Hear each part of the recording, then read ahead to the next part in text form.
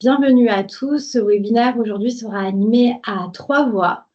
Donc, je me présente, je suis Stéphanie Doletan, je suis directrice du département formation de Segap et j'ai le plaisir d'être accompagnée par 2 experts de chez Segap. Donc, Éléonore Lazzo, bonjour, qui est notre Digital Learning Manager et qui pilote la stratégie Digital Learning chez Segap. C'est elle qui conçoit avec nos experts métiers nos modules e-learning. Et Arnaud Marsat, qui est formateur RH. Bonjour à toutes et à tous. Spécialisé dans la fonction publique et qui forme maintenant depuis plus de 7 ans chez Segap, les agents et les services RH de la fonction publique. Au programme de ce webinaire, on se donne 1 heure pour vous présenter donc, les nouveaux défis du management public, comment acculturer les managers aux nouveaux enjeux RH tout en développant des réflexes réglementaires solides. Et puis, on vous présentera une nouvelle expérience e-learning pour se former sur les fondamentaux RH du manager public à travers différentes thématiques comme le recrutement, la gestion des absences, les entretiens, l'accompagnement des parcours professionnels. Donc, on espère que ce moment d'échange pourra vous inspirer, vous donner des outils pour mieux répondre aux défis des managers publics. Et pour commencer, très rapidement, une petite présentation de Segap. Depuis plus de 27 ans, les experts de Segap sont au service de celles et de ceux qui servent l'intérêt général. Nous nous adressons exclusivement à la fonction publique et nous pensons que la digitalisation de la GRH et la formation des agents sont les leviers de transformation de la fonction publique. Et donc, nous sommes éditeurs de logiciels, donc nous proposons des logiciels sur le SIRH pour la fonction publique d'État, avec WinPay plus RH, la solution de paye pour la préparation de la paye et le pilotage à masse salariale avec WinPay plus RH Prélic, et enfin le logiciel de gestion du risque chômage qui est Indeline. Nous proposons également un service externalisé de gestion du risque chômage et nous sommes organisme de formation. La formation chez Segap, donc nous sommes un organisme de formation certifié Calliope. Nous travaillons avec plus de 60 formateurs spécialisés dans la fonction publique, experts métiers. Et nous formons tous les ans plus de 7000 stagiaires. Et nous sommes très fiers d'afficher un taux de satisfaction de 9,2 sur 10 qui représente aussi l'exigence qu'on a et la qualité de nos formations. On propose aujourd'hui plus de 110 programmes au catalogue, exclusivement dédiés à la fonction publique, principalement sur les ressources humaines, donc la GRH, la paye, la retraite, les relations sociales, l'égalité et la prévention des discriminations, la prévention et la gestion du risque chômage, une partie sur la QVCT, les risques professionnels et, comme le sujet d'aujourd'hui, des formations sur le management. Chez Segap, nous adaptons notre offre aux nouveaux besoins et aux nouveaux usages et nous développons pour cela des solutions pédagogiques innovantes et adaptées, avec à la fois des formations en présentiel, des formations en distanciel avec des classes virtuelles, des parcours, des cycles modulaires, des visioconférences. Et nous sommes résolument engagés dans la digitalisation de la formation. Et nous nous appuyons pour cela sur notre expertise reconnue de la fonction publique, associée à une cellule Digital Learning en interne qui est pilotée par Éléonore.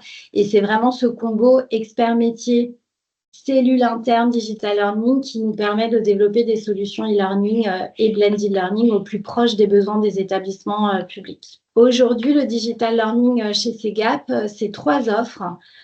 Donc, la première, le blended learning, donc c'est associer tous les avantages du synchrone aux avantages du digital learning et de proposer vraiment une expérience augmentée de la formation avec une expérience avant, pendant et après la formation.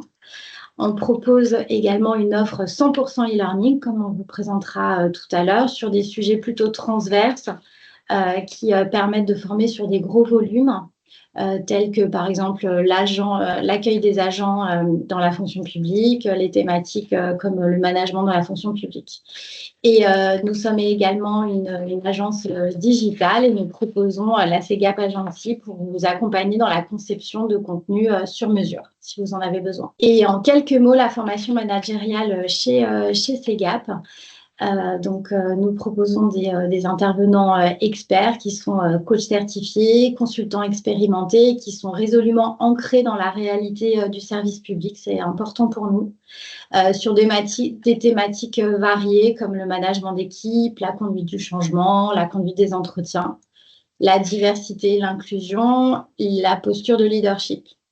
On propose des formats variés, donc des formations en présentiel, en distanciel bien entendu, mais aussi des formats un peu plus originaux comme des cafés des managers qui permettent de regrouper régulièrement votre communauté de managers, des webconférences sur des sujets d'actualité et justement les sujets du moment sur lesquels on est demandé. Ce sont essentiellement donc l'IA pour managers, sur lequel on intervient, qui est beaucoup demandé en ce moment, la sensibilisation des managers à la lutte contre les violences sexuelles et sexistes, et enfin les RH pour managers. Et on a constaté que vraiment parallèlement aux besoins de formation managériale plutôt comportementale, on avait des sujets d'acculturation RH pour managers qui étaient de plus en plus demandés. Et justement, je vais laisser Arnaud vous présenter un petit peu les nouveaux défis du management dans la fonction publique, et Arnaud qui est amené à former régulièrement sur ces fondamentaux RH pour managers. Merci Stéphanie. Alors on va entrer dans le vif du sujet. Le management public n'est pas seulement une manière de diriger, c'est une manière de servir, ça on en est convaincu. Et on se rend compte aujourd'hui, et vous les premiers je pense, que le rôle du manager public a profondément évolué.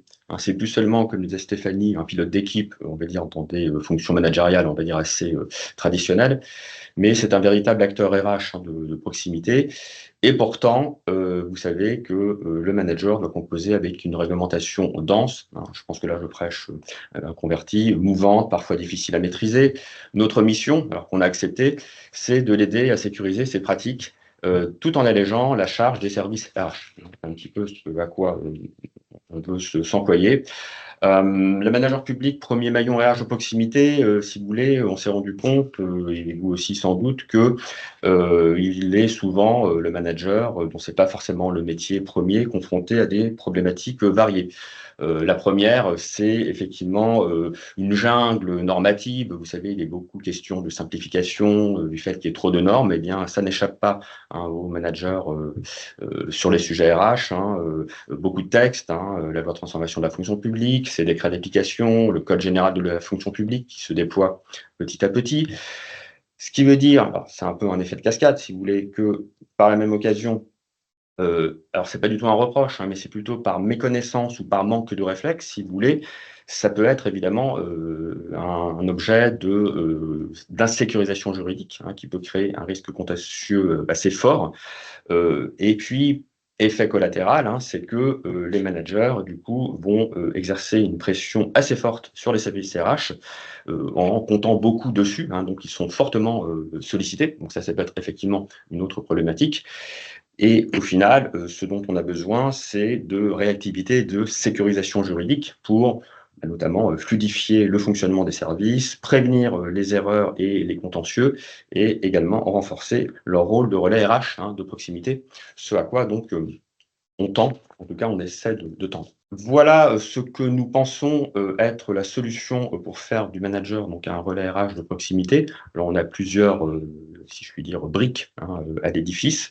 Tout d'abord, il y a un véritable enjeu d'autonomisation et de responsabilisation, notamment, je vous le disais un petit peu plus tôt, pour fluidifier les relations avec les services RH. Alors, si on connaît un petit peu la transformation de la fonction publique, alors pardon de faire du juridico-juridique, mais si on regarde le dossier législatif de la loi de transformation de la fonction publique, si vous lisez l'étude d'impact, il est écrit quasiment noir sur blanc que, c'est très clair, on attend beaucoup plus des services RH, mais également des managers sur au moins 3 sujets que sont le dialogue social, le recrutement accru d'agents contractuels, alors à plus forte raison dans certains versants, je pense notamment à l'État, mais pas que, avec les enjeux de primo-CDIsation notamment. Et puis, on est aussi sur un sujet, si vous voulez, d'individualisation des parcours au travers des fameuses lignes directrices de gestion, notamment. Le deuxième enjeu, effectivement, c'est de pouvoir sécuriser, je vous le disais un petit peu plus tôt, les risques contentieux par une meilleure compréhension du cadre réglementaire, parce qu'effectivement, les managers, on le reverra un petit peu plus tard, ne sont pas forcément évidemment adeptes de ce genre de sujet et n'ont pas forcément, une fois encore, les bons réflexes. Et puis, on veut également, si vous voulez, développer une forme de responsabilisation. L'idée, si vous voulez, c'est que le manager aussi, aujourd'hui, doit faire de la pédagogie, y compris en matière RH, pour pouvoir communiquer plus simplement avec son équipe, non seulement respecter et faire respecter le règlement. Vous savez, notamment, pour prendre cet exemple, qu'en matière déontologique, il est écrit noir sur blanc dans le Code général que finalement, c'est le manager, le chef de service au sens hiérarchique du terme, qui est garant du respect de ces principes déontologiques. Donc, il doit lui-même les connaître et les partager et les faire connaître. Autre enjeu, c'est de garantir l'application donc des règlements, des protocoles réglementaires, et puis d'incarner finalement les valeurs de la fonction publique, puisque n'oublions pas que tout cet enjeu, c'est pour être justement au service de l'intérêt général. Donc voilà comment nous, aujourd'hui, on voit les choses et on développera un petit peu plus tard. C'est comme ça qu'on a construit donc, le parcours qu'on va vous détailler un petit peu plus tard. Alors justement, comment on fait pour former l'ensemble de la communauté de managers sur ces sujets?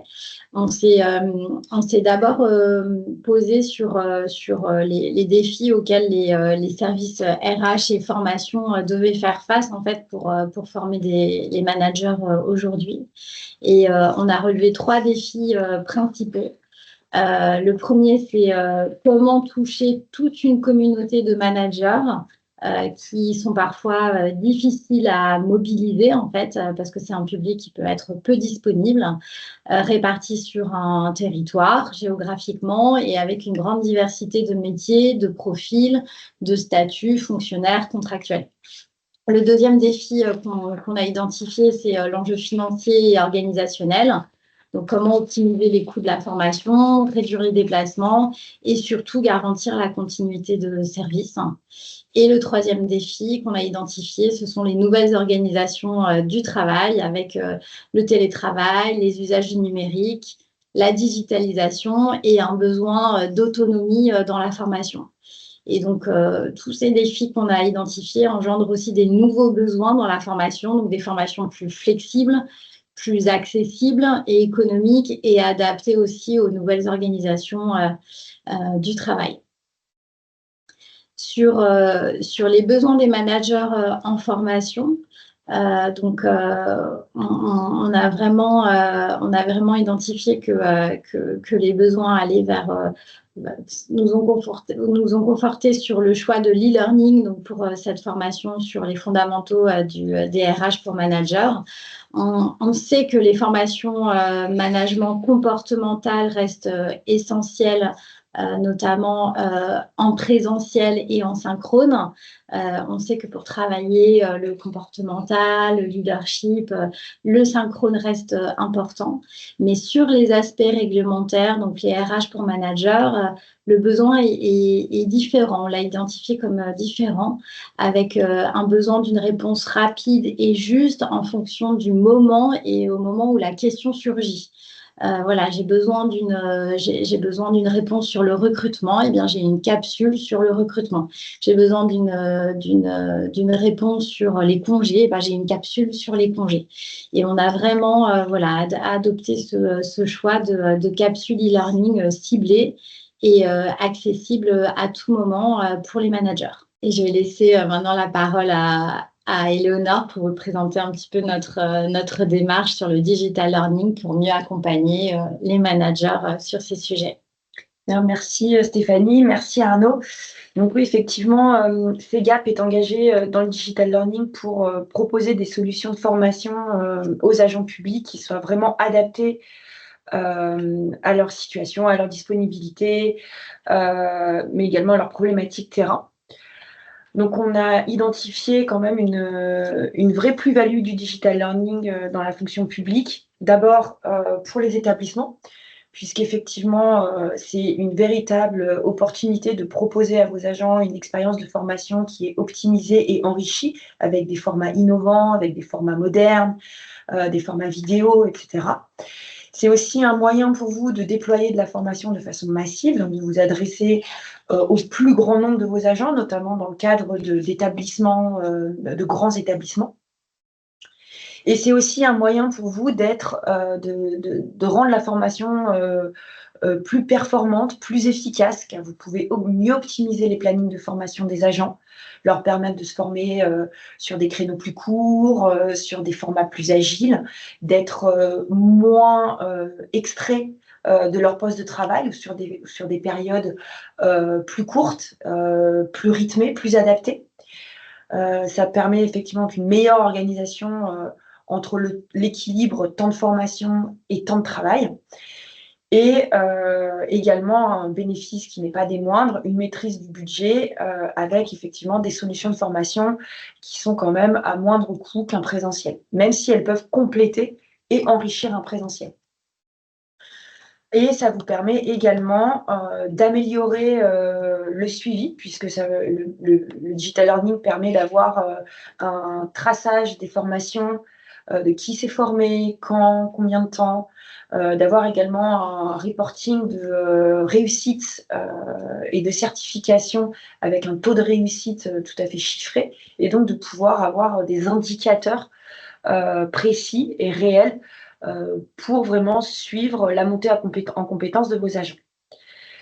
Et côté apprenant, les avantages du digital learning, c'est vraiment la flexibilité de l'apprentissage. Je peux apprendre quand je suis disponible, je peux organiser mon temps de travail et mon temps d'apprentissage. J'ai plus d'autonomie sur mon apprentissage, je peux choisir les thématiques sur lesquelles je souhaite me former. Je peux choisir les moments où je peux me former en fonction de mon activité. J'ai donc un meilleur équilibre au quotidien et une montée en compétences à mon rythme et plus adaptée à mon rythme de travail. Voilà pour les avantages qu'on a vraiment identifiés et qu'on pense qu'ils sont vraiment bénéfiques pour la fonction publique. Donc, qu'est-ce qu'on fait aujourd'hui en termes de digital learning chez CEGAP? On développe des parcours d'apprentissage en ligne. Nous avons notamment déployé un parcours tout en ligne, 100% en ligne, à destination de l'ensemble des agents publics de la fonction publique, des 3 fonctions publiques, qui est donc être un agent public, qui permet notamment de sensibiliser et d'accueillir tous les agents publics sur les fondamentaux de ce qu'est la fonction publique, que ce soit la déontologie, l'avancement de carrière, les valeurs portées par le service public. Nous avons également développé des formations en blended learning qui ont donc un format enrichi avec des classes virtuelles ou du présentiel qui est enrichi dans des parcours hybrides avec de l'apport de contenu en amont via des vidéos, via des capsules e-learning ou en aval, ou d'ailleurs en aval avec des quiz de validation, des ressources accessibles 2 mois après le présentiel qui permet aux agents, encore une fois, de revenir, de réactiver les connaissances. C'est notamment des formats que nous avons développés sur la réglementation chômage et sur les fondamentaux de la paie.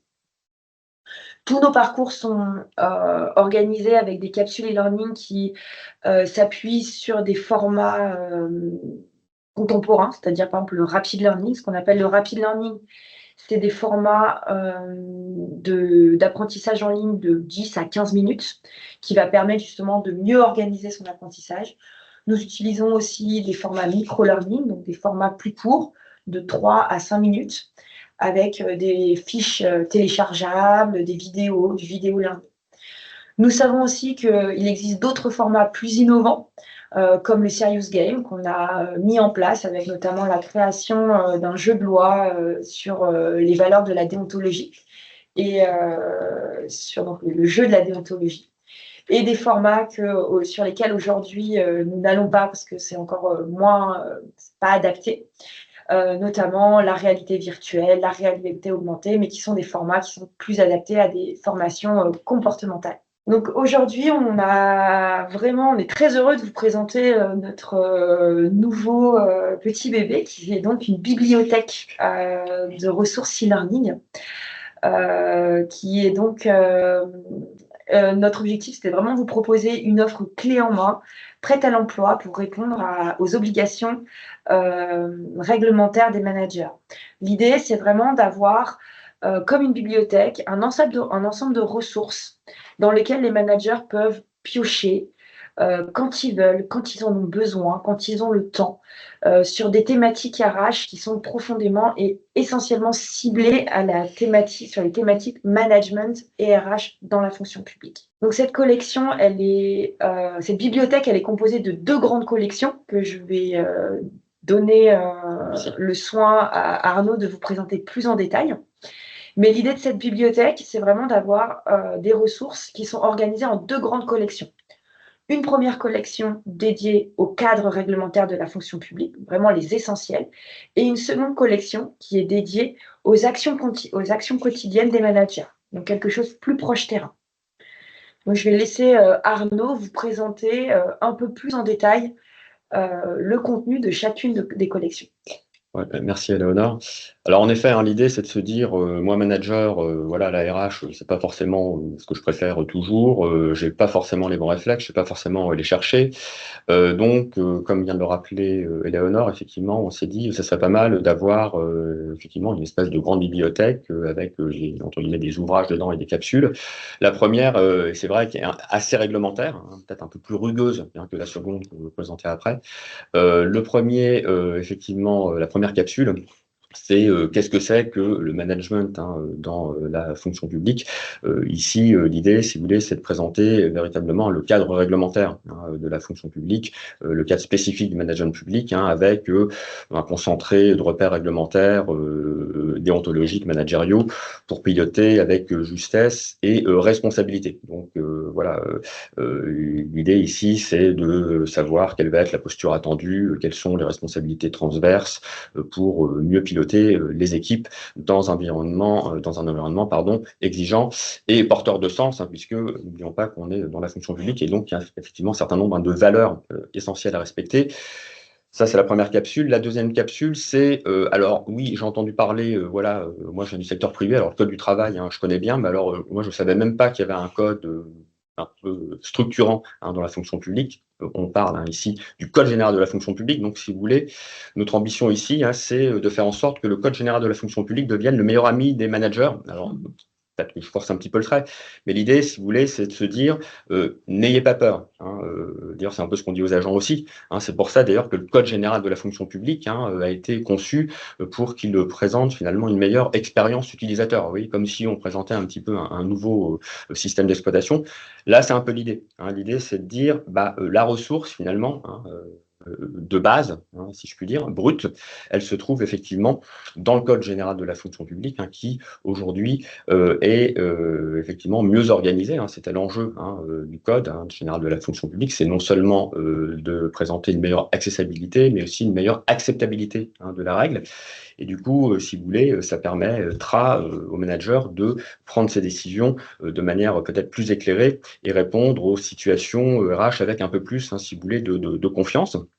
Donc ça, c'est la deuxième capsule. Troisième capsule, là, on est vraiment, on va dire, dans un classique, si je puis dire, de la posture attendue par les agents de la fonction publique. Je vous le disais tout à l'heure, hein, le manager, en tant que chef de service, de responsable hiérarchique, doit être le garant du respect des principes déontologiques qui tournent autour, grosso modo, de 6 valeurs, hein, que sont les grandes valeurs comme la neutralité, l'exemplarité, la probité, la laïcité, l'impartialité, hein, notamment. Donc l'idée ici, c'est de pouvoir agir de manière déontologique, non seulement moi, manager, mais aussi les agents hein, que j'ai sous ma responsabilité. Alors, vous verrez, hein, c'est quand même relativement concret. Hein, il y a un petit peu des mises en situation hein, qui sont prévues avec des exemples pratiques et des situations à décrypter, hein, un petit peu, on va dire, dans la vie quotidienne.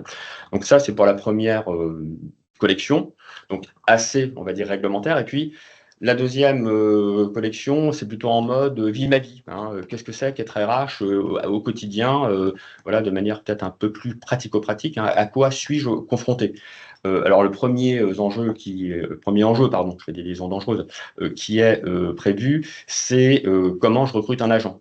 L'idée, si vous voulez, c'est quand même de garantir, à plus forte raison d'ailleurs pour le recrutement des agents contractuels, un cadre transparent, qui est peut-être un peu plus évident pour le recrutement de fonctionnaires, avec la voie de l'accès par concours. Donc l'idée, si vous voulez, c'est d'anticiper les besoins et de sécuriser juridiquement les recrutements, parce que évidemment, un recrutement qui serait mal emmanché, si je puis dire, peut présenter un risque juridique. Donc évidemment, on se passerait bien. Donc ça, c'est une première effectivement idée pour agir en cohérence et plutôt, on va dire, en conformité avec le cadre réglementaire mis en place. Deuxième capsule, alors qui est vraiment aussi un essentiel, c'est en gros comment un agent fonctionnaire avant tout peut évoluer en termes d'évolution et de parcours professionnel. Alors, voilà, je suis nouveau manager, j'ai fait 20 ans dans le privé, là on me parle d'échelon, je ne sais pas trop ce que c'est. On me parle en plus d'avancement de grade, alors là, je suis perdu. On me parle de quotas, on me parle de ratio, on me parle de ligne directrice de gestion, on me parle de promotion interne. Alors la promotion, oui, je vois à peu près, mais c'est quoi? Oui, ça concerne les corps ou les cadres d'emploi, les catégories. Bon, bref, je suis un peu perdu. Donc l'idée, c'est que effectivement le manager il voit plus clair sur ces différentes modalités qui sont vraiment très propres à la fonction publique, et ce qui va permettre effectivement un meilleur suivi des parcours professionnels pour mieux piloter les équipes. Alors si vous voulez, je vous disais avant tout pour les agents fonctionnaires, puisque pour les agents contractuels, si vous voulez, la logique de développement de carrière est différente. Elle se fait dans le cadre d'un contrat, donc c'est un petit peu différent, mais en tout cas, on veut au moins sensibiliser à ces différents sujets. Troisième capsule, alors, qui est un incontournable, on va dire, de la posture managériale, exercice bien connu, c'est celui de l'entretien professionnel. L'idée ici, c'est, outre l'exercice, on va dire, un petit peu convenu de l'entretien professionnel, c'est de dire que non seulement on va rappeler au manager la conduite de cet entretien. En principe, ça c'est des choses qui sont plutôt connues, mais surtout, qu'est-ce que je fais, par exemple, si un agent refuse soit de venir, soit de signer son compte-rendu d'entretien? Est-ce que c'est une bonne idée pour lui de le faire? L'idée, donc, c'est de se dire non seulement ceci, mais aussi d'attirer l'attention du manager sur le fait que là, il est vraiment à la manœuvre sur non seulement des sujets d'évolution de carrière et d'évolution professionnelle, mais aussi il y a des enjeux notamment de rémunération. C'est-à-dire qu'en fonction de la valeur professionnelle de l'agent, qui ne se limite pas, comme vous le savez, à la seule ancienneté, en lien avec certains critères qui sont présents dans la ligne directrice de gestion, il peut y avoir des enjeux effectivement de revalorisation salariale. Là, je pense notamment au système indemnitaire, donc RIFSEP, IFSE, CIA pour l'État et la territoriale, voire des enjeux de primes ou d'indemnités, comme la prime de service, par exemple, pour la fonction publique hospitalière. Donc, l'idée de dire ici, c'est l'entretien professionnel, c'est pas uniquement cet exercice très convenu, c'est aussi un enjeu qui engage beaucoup, finalement, la collectivité publique, au sens large du terme, et le manager doit en prendre conscience, ce qui n'est pas peut-être toujours le cas. Ça, donc, c'était la troisième capsule. Quatrième capsule, alors là, on est vraiment dans le quotidien. Julie, pardon Julie, parce qu'on a une Julie chez nous, m'appelle, elle me dit, ce matin, je ne peux pas venir. Voilà, j'ai un souci. Alors, ok, très bien, mais quel est le motif? Donc, l'idée, c'est de dire pour un manager, les congés, c'est large. Il y a effectivement les congés annuels. Il y a, alors, ce qui est très technique, les congés pour raison de santé. Donc, on ne demande pas ici, si vous voulez, de faire des managers des experts du sujet, mais à minima, quand on parle de CMO, de CLM, de CLD, que je comprenne que ça concerne les fonctionnaires. Si on parle de CMO, de CGM, que ça concerne les agents contractuels, avec effectivement une difficulté qui n'est pas simple aujourd'hui, c'est que, vous le savez sans doute, selon les versants de la fonction publique concernés, certains congés ne sont pas indemnisés selon les mêmes conditions, par exemple, d'ancienneté et en termes de maintien de traitement ou de demi-traitement, les règles ne sont pas exactement les mêmes d'un versant à l'autre. Donc, ça rajoute une dose de difficulté. Et puis, à côté de ces congés maladie, il va y avoir effectivement les congés qui sont très empreints de l'esprit de la loi de transformation de la fonction publique. C'est tout ce qui est congé pour accompagner les proches. Par exemple, le congé de proche aidant, le congé de solidarité familiale, de présence parentale. Et puis, on va trouver également tous les congés qui sont liés à la formation, le CPF, le congé pour VAE, par exemple, le congé de formation professionnelle. Hein. Donc, l'idée, une fois encore, hein, c'est de permettre aux managers hein, d'avoir le bon réflexe sur ces différents types de sujets hein, pour que voilà, ça se passe dans l'intérêt, on va dire, de sécurisation de l'ensemble de ces procédures.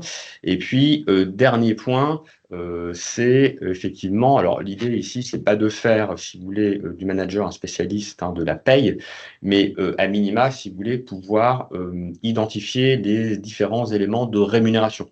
Hein, moi, je viens du secteur privé, on me parle d'indice brut et d'indice net, alors je suis complètement perdu. Moi, je pensais que l'indice brut, c'était la rémunération brute.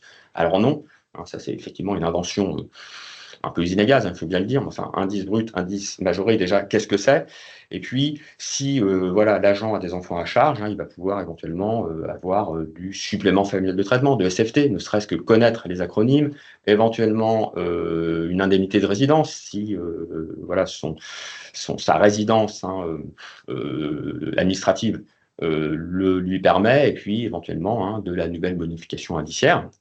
Et puis, à côté hein, du socle, on va dire, de rémunération indiciaire au sens large du terme, on va avoir effectivement le régime indemnitaire hein, avec le RIFSEP, IFSE, CIA notamment. Donc l'idée, si vous voulez, c'est de dire, bah voilà, en gros, un bulletin de paye, hein, c'est ce qu'il y a à payer, donc tant mieux hein, pour l'agent, c'est ce qu'il y a à déduire, tant pis pour l'agent, et puis il y a une partie pour information, donc l'idée c'est d'être un peu plus à l'aise, si vous voulez, en termes, on va dire, de RH d'ultra proximité, hein, si je puis dire, sur notamment le décryptage d'un bulletin de paye qui est un peu un classique, et plutôt que d'appeler le service RH toutes les 5 minutes, bah, l'idée c'est de dire, bah, le manager, lui, peut peut-être à minima avoir un niveau de réponse tout seul, comme un grand, une grande.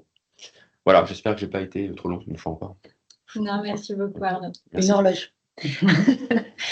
Merci Arnaud. Alors, pour rendre les choses un peu plus concrètes, je vous propose de vous montrer à quoi ressemble ce parcours et à quoi ressemble l'expérience utilisateur des apprenants stagiaires. Donc, vos managers, quand ils seront inscrits donc à l'une ou les deux bibliothèques de ce parcours, aura donc accès à notre académie CEGAP, qui est notre plateforme de ressources en ligne. Donc, il pourra accéder, comme vous voyez ici, à la collection 1 et ou à la collection 2. Il lui suffira donc de cliquer sur cette collection où il pourra voir s'afficher le contenu de chacune de ces collections. Donc, vous voyez, ça, c'est la collection 1 sur les RH et les fondamentaux. On retrouve une présentation, la durée de la formation et toutes les capsules e-learning qui y sont rattachées. Donc, les capsules, elles peuvent être faites à n'importe quel moment. C'est-à-dire qu'il n'a pas besoin de finir être manager dans la fonction publique pour entamer, s'appuyer sur le code de la fonction publique. Il pourra vraiment les faire quand il veut, commencer être manager public, le laisser en cours. Comme vous voyez, il y a une progression de 50%. Et pourtant, je vais pouvoir aller commencer le module sur la loi de la transformation publique. Je vais vous montrer déjà à quoi ressemblent nos capsules e-learning. Donc, c'est des capsules qu'on a voulu engageantes, graphiques, de qualité, que ce soit en termes de contenu comme en termes d'expérience de navigation et d'engagement pédagogique. Donc, c'est des capsules qui durent en moyenne entre 15 et 20 minutes. Encore une fois, c'est un temps estimé d'apprentissage en fonction de la façon d'apprendre des personnes. Hein. Il y a des personnes qui vont mettre plus ou moins de temps. Donc, c'est des capsules qui alternent des temps d'apport sur vraiment des définitions, des enjeux, des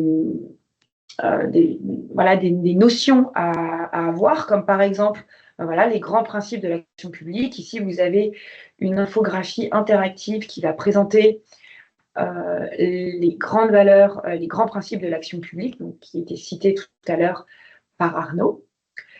Et dans ce module, on va également présenter donc, les grands principes, les obligations des agents publics, donc des obligations pour quoi faire. Encore une fois, on leur apporte du contenu, de l'explication, qu'on alterne avec des temps plus pratiques. Donc là, une infographie qui présente les grandes obligations des agents publics et une infographie par la suite qui va leur présenter les droits principaux des agents publics. Encore une fois, c'est dans l'idée que le manager soit au courant de ses propres droits, mais également qu'il soit informé sur les droits des agents de son équipe pour pouvoir les informer, mais également les faire respecter. La deuxième partie de cette capsule, on a voulu qu'elle soit impactante pour le manager, pour que lui également soit exemplaire dans sa façon de respecter la déontologie. Parce que la déontologie, il doit la faire appliquer dans son équipe, mais lui ou elle également doit être un manager déontologue. Respecter ses principes. Donc, on a imaginé un cas pratique d'une valeur qui ne serait pas respectée dans le management et l'impact des témoignages d'impact que ça pourrait avoir dans son équipe à certains niveaux. Et donc, on lui propose ensuite, pour pouvoir s'entraîner et mettre en pratique les valeurs et les droits qu'on lui a proposés, de réaliser le bon choix managérial. Là, par exemple, un agent demande un aménagement d'horaire que vous avez refusé à d'autres personnes. Qu'est-ce que vous faites? Est-ce que vous acceptez? Est-ce que vous refusez en expliquant pourquoi? Ou est-ce que vous reportez votre décision sur une autre personne? Je laisserai le suspense de la bonne décision. Mais dans tous les cas, le manager pourra ensuite télécharger une fiche mémo pour pouvoir avoir sous la main à chaque fois un petit mémo pour pouvoir en cas de confrontation dans ces situations-là. Donc, on va aborder plusieurs aspects, des droits, du code éthique, etc. Tous nos modules finissent par un quiz de validation qui vont permettre d'obtenir un score sur 100. Et donc, on va considérer que la capsule est validée, donc ce qui va être reporté dans l'attestation de fin de formation, quand ils ont obtenu 70% de bonnes réponses. On avait également envie de vous présenter un module qui fait partie de la collection 2, qui est le module piloter les étapes clés. Pourquoi on avait envie de vous le présenter? Parce que justement, tout à l'heure, je vous parlais un petit peu de serious game, de gamification. On a intégré ces éléments-là pour aborder les étapes clés de la carrière des agents. Donc, comment accompagner les agents dans les différentes étapes clés. Donc, c'était un contenu qui était assez dense, puisqu'on va aborder les 4 positions statutaires des agents, la mobilité, la réorganisation, l'avancement, la promotion et la cessation de fonction. Donc, on s'est interrogé sur comment on fait pour aborder toutes ces thématiques-là en e-learning de façon engageante et de garder l'attention de nos managers. Donc, on a imaginé un escape game, donc dans lequel il y a 4 salles. Donc une première salle dédiée à la position statutaire, une deuxième salle dédiée à l'organisation. Et pour passer à chaque salle suivante, donc pour sortir de la salle, il doit obtenir un code de déverrouillage. Et une fois qu'il aura obtenu ce code de déverrouillage, il obtiendra son badge expert. Donc, pour obtenir ce code de déverrouillage, il doit remplir une mission. Donc là, par exemple, c'est souvent avoir des cas pratiques. Donc là, par exemple, le manager est confronté à des agents qui vont lui soumettre des demandes dans le cadre d'un scénario. Par exemple, cette personne qui souhaite démarrer un projet professionnel, une activité indépendante. Donc, qu'est-ce que vous pourriez lui proposer comme solution pour cette situation? Donc, le manager a plusieurs pistes, lui dire non, ce n'est pas possible, lui proposer un détachement ou alors lui demander une mise en disponibilité. En fonction des réponses, il va être confronté à une réaction plus ou moins positive de son agent et donc démêler le cas au fur et à mesure. Donc, il va devoir en confronter, en répondre à chacun des agents pour pouvoir débloquer le code et passer à l'étape suivante. Et ainsi de suite. Et à chaque fois, c'est un défi différent. Mais c'est des défis qu'on a voulu pratiques, liés au terrain, de façon à ce que le manager puisse vraiment mettre en pratique les apports théoriques face à des situations quotidiennes de management. Voilà en ce qui concerne nos capsules. Ce que j'avais envie de vous dire pour terminer, c'est la façon dont ce parcours pourrait être déployé. Enfin, ce parcours, ce n'est pas vraiment un parcours, c'est une bibliothèque. Donc, sur les modalités de déploiement, vous pouvez donner accès à vos managers à une ou deux collections complètes. Donc, soit vous acquérez les droits d'une collection, soit la collection 2, soit vous acquérez les droits des deux collections. Dans tous les cas, les accès pour les managers sont libres et sans contrainte dans les deux collections. C'est-à-dire qu'ils pourront, comme vous voyez, comme je l'ai fait, passer d'une capsule à l'autre sans avoir besoin de valider ou de finir une capsule. Donc, c'est vraiment l'idée d'une bibliothèque. Je prends du contenu quand j'en ai besoin, au moment où j'en ai besoin. Les accès sont valables 6 mois. À la fin des 6 mois, le manager et vous-même, d'ailleurs, vous recevez une attestation de formation dans laquelle sera précisé les modules qui ont été validés. Des exemples de cas pratiques, des exemples d'usage, par exemple, c'est par exemple, vous avez besoin d'accueillir de nouveaux managers parce qu'ils ont ils ont eu un avancement de carrière, parce que vous avez vous avez embauché des contractuels, et vous avez un grand nombre de nouveaux managers à accueillir. Et donc, vous pouvez leur proposer un parcours dédié au management dans le cadre de leur onboarding. Vous pouvez imaginer également un parcours qui peut être complété avec de la formation présentielle, par exemple ce que vous faites vous-même en interne, ou un parcours qui a été conçu, par exemple, avec nous, pour compléter les présentiels, pour acculturer l'ensemble de vos encadrants sur les pratiques RH. Et également, c'est un très bon outil pour accompagner vos managers contractuels qui sont peut-être moins aguerris aux spécificités de la fonction publique. Bien, merci beaucoup, Éléonore. N'hésitez pas à poser vos questions via l'onglet commentaires sur ces différentes capsules et ces différentes bibliothèques. On va commencer à regarder les premières questions. Alors, on avait une question sur... Merci pour cette présentation. Au cours des 6 mois d'accès, est-ce qu'il y a des systèmes de communication, rappel, relance pour assurer la complétion des capsules? Alors oui, tout à fait. On a mis en place de façon très efficace avec nos outils de suivi de la formation un système de relance régulière.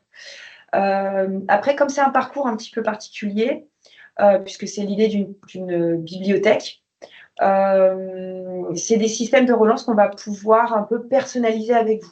Parce que quand on va contractualiser avec vous, on va avoir un premier kick-off dans lequel on aura la coordinatrice de formation qui sera en charge de votre projet, la conseillère formation et moi-même, pour pouvoir vraiment adapter l'offre à vos besoins. Donc, on va pouvoir créer un système de relance vraiment adapté à vos besoins. Donc, par exemple, une fois par mois, ou pour les personnes qui souhaitent relancer, vraiment mettre en place un système de parcours, ce sera possible également. Et dans ce cas-là, on adaptera techniquement le parcours à ces besoins-là. Et sur le système de communication, il serait possible de notre côté de mettre en place un forum pour que les managers puissent échanger entre eux. C'est également une possibilité qu'on peut aborder dans le cadre d'un kick-off et de votre besoin ponctuel et spécifique. Possibilité que les RH soient informés de ce qui n'est pas fait pendant. Oui, alors ce qu'on a prévu également, c'est de vous envoyer, donc c'est 6 mois, donc on a prévu pendant ces 6 mois de vous envoyer un reporting à mi-parcours. donc avec l'ensemble de vos inscrits, qui a fait quoi, combien de temps il y a passé, quel est le score qu'il aura obtenu, un à mi-parcours et un en fin de parcours.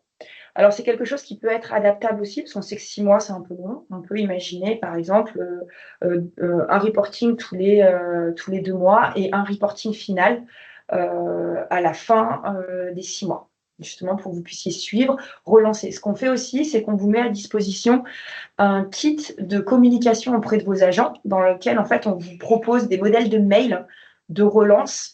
Parce qu'on sait, nous aussi, on relance automatiquement les agents, mais on sait qu'un mail en interne venu des RH est quand même plus pertinent, plus efficace, notamment si vous avez un taux d'engagement un peu faible. On a une question sur une personne qui demande: avant d'acquérir ce type d'outil, je voudrais être certaine que le contenu de vos présentations est adapté, conforme à notre culture RH interne. Alors, oui, c'est possible, en fait, suite à un échange avec nos conseillères formation, on peut vous mettre à disposition des extraits du contenu de nos modules e-learning, et on peut également plugger à ce parcours global qui a été conçu pour la fonction publique. On peut vous concevoir en complément des petites capsules, par exemple, vraiment à l'image de votre établissement, avec peut-être un complément qui est important pour vous, ou quelque chose que vous voulez mettre en avant.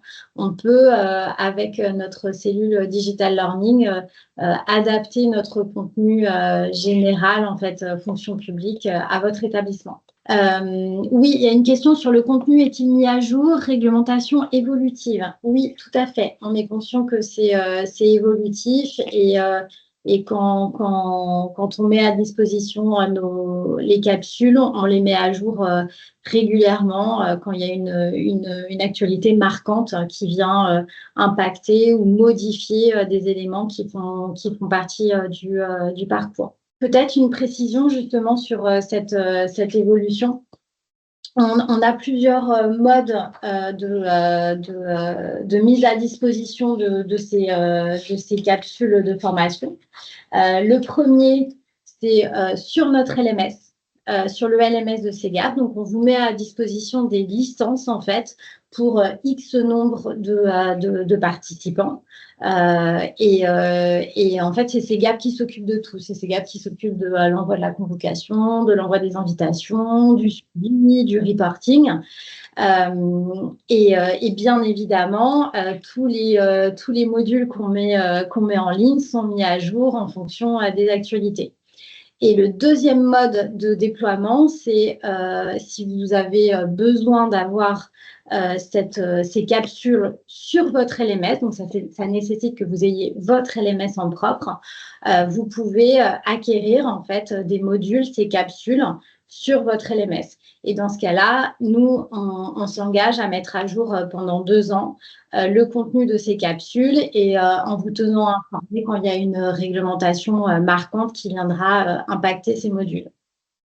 Et le troisième modèle, j'en parlais en introduction, c'est le modèle sur mesure, où si vraiment vous avez besoin de mettre à disposition un contenu très particulier à votre établissement, on peut prendre les capsules existantes et puis venir en créer des complémentaires sur tel ou tel sujet, avec vraiment les process de votre établissement. Alors, pour le coup spécifique, on vous invite à vous rapprocher de vos conseillères formation, mais voilà, on est sur un modèle licence, et le principe de ce modèle e-learning, c'est bien évidemment qu'il soit plus économique qu'une formation synchrone pour former vos agents. Oui, alors l'adhésion, en fait, elle se fait par licence, et elle est par niveau d'apprenant. Donc, on a des paliers d'apprenants de 5 à 10,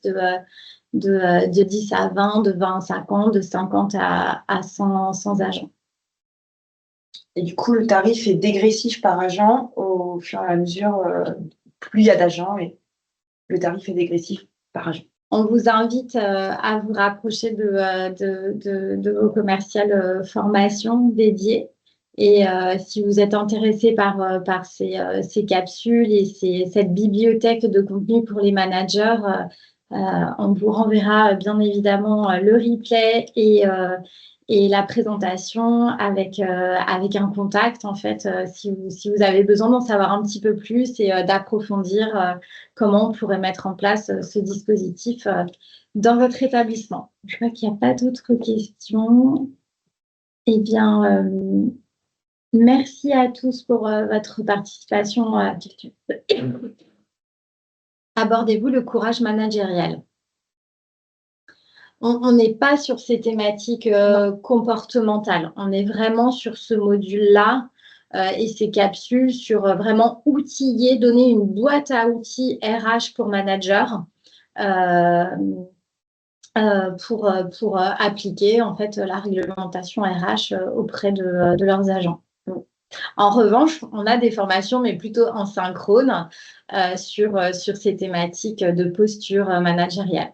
Eh bien, un grand merci à tous pour votre participation. On se tient bien évidemment à votre disposition. N'hésitez pas à nous contacter. Merci aux animateurs, donc Éléonore et Arnaud, qui ont animé ce webinaire et puis surtout qui ont conçu ces capsules et ces bibliothèques en collaboration donc, avec l'expertise métier et l'expertise digitale. Et je vous souhaite une très bonne journée à tous et à bientôt.